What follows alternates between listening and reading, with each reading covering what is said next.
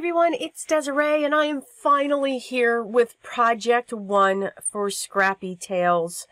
I do apologize. I'm sorry I was out of pocket for a little bit, but I'm back now, and everything is so much better. So, if you remember, and I will link somewhere up here in the top or down below, I'll link to the video where I showcased Scrappy Tails. I am in love with the story of this beautiful young woman who is being an entrepreneur, a small business, and it is awesome. So I will link to that video so that you can see all the products. Make sure you do check below to make sure you get back to their shop to see what they have available. She is on her second release already.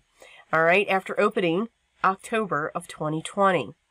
So, of course, I had to start out with the Poppy stamp. So this is called Poppin Poppies, I believe. I believe. Where is it? Yes, it is called, okay, it's called Poppin Poppies, not Popping for Poppies. All right. So you can see how long it takes me to put this in my stamp positioner tool, so I'm glad I got to gab a little bit. So you want to be careful when you take that off. Just don't go ripping it off your plastic because, you know, you have those two thin lines, and I say that because I've broken them before and ripped them right in half.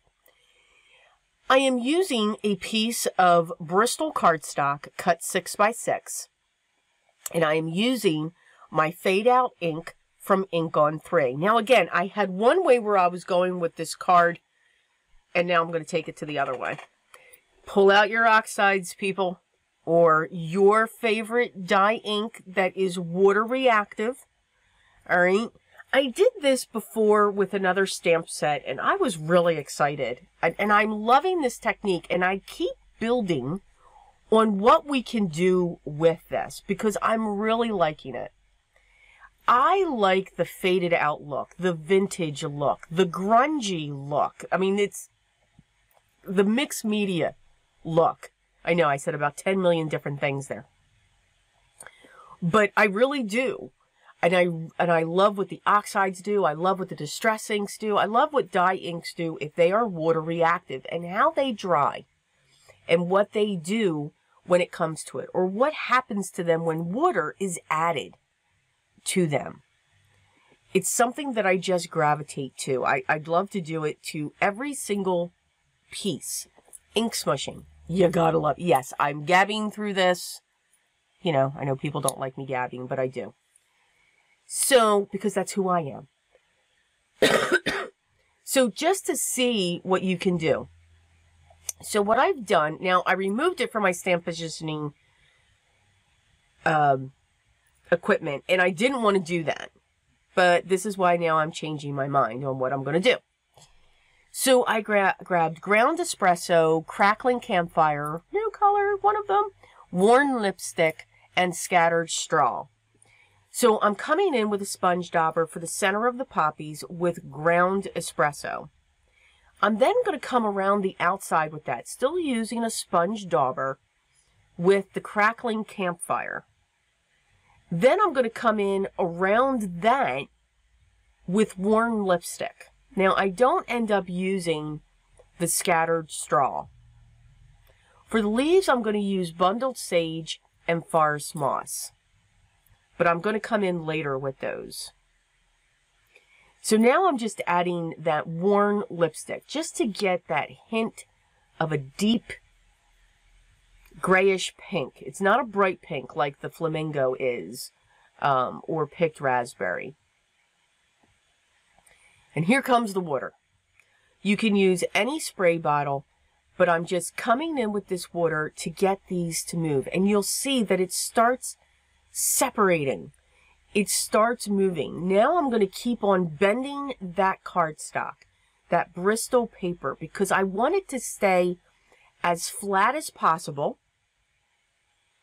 because I don't want it to curve, but I want these colors to go where they want to go. I love the look of the crackling campfire and the worn lipstick and what that created. The camera's just not picking that up too well. I want to make sure that my flowers are staying intact. I want them to have that color, but I want the outside of where this is all going to be soft. So I'm actually using a baby wipe on that to just pick up that color. Now, one of the things that I'm noticing, and was so glad that this happened, because I removed it from my stamp positioner, because what I was going to do was come in with my Distress embossing powders, those clear powders, to just put this hint of color on that image. The fade out's doing that for me. I don't have to do that. Now that I've dried the flowers, I'm loving of the look of those splatters going all over the place, but yet my flowers are still. Now I'm going to come in, still using my sponge daubers, with my greens. Again, bundled sage and forest moss. I understand that this technique is not for everybody, okay? I do like the messiness of it. I do like the mixed media look of it. But what I want people to know is you don't have to watercolor to get the watercolor effect. You can get that effect by using your oxides, by using your water reactive inks and just hitting them with water. Get the color down and hit them with water.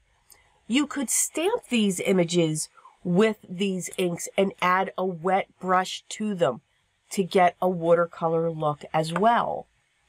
I just like this because I think it's different. Again, it's like an ink smush coloring combined. But it's also a way that you can control it. Sometimes people like to be in control. You know, I can't do this because, you know, I just can't let those colors go. And that's okay. Now, how can you rein this in? It's very simple. And the best way, pull out your colored pencils or any other type of medium that you have, whether that's colored pencils, that's alcohol markers, pens, fine liners, whatever that is, to add the detail. So that's what I'm going to do. So I pulled out my Prismacolors and I pulled out colors that are darker shades than what I've worked with. I've pulled out a dark mulberry, a deep chocolate brown, and a dark green. Again, I didn't need too many colors because I have the lines from the stamp. And again, from that fade out ink, by absorbing the color and the water that I put down, it actually changed color.